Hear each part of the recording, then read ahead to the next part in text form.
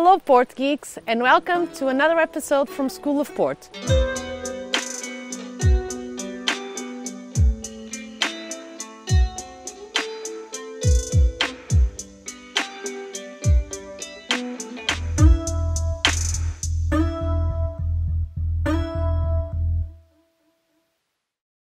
Today we are going to talk about one of the most relevant episodes of the Douro history, the demarcation of the region. As I mentioned on the previous episode, in 1756 the Prime Minister, later known as Marquis of Pombal, founded the Companhia Geral da Agricultura das Vinhas do Alto Douro, a royal company that would change completely the course of history in the Douro. And like many other big changes, this was a result of an economic crisis.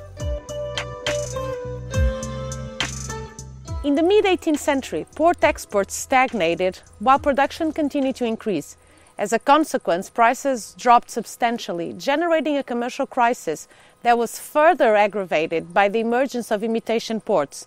These were produced by unscrupulous shippers who would add elderberry juice to the wine to increase its volume. Very sneaky indeed.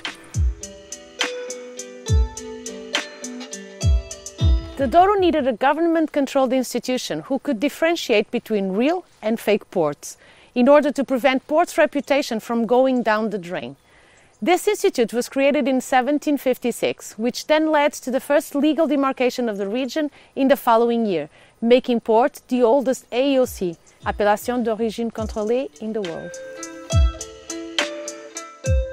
335 stone markers were used to identify the region's borders, and so were the vinho fino, the finest wines, were legally allowed to be produced. In fact, you can still find some of these markers in the Baixo Corgo region, as most properties took good care of them, obviously aware of their historical significance.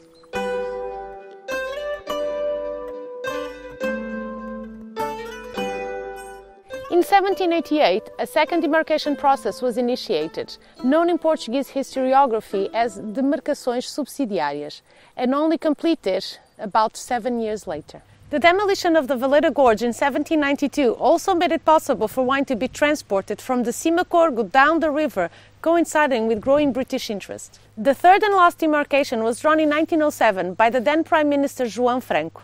Due to the widespread abandonment of the vineyards affected by phylloxera and the outbreak of new vine diseases such as mildew and oidium, new virgin fields were needed.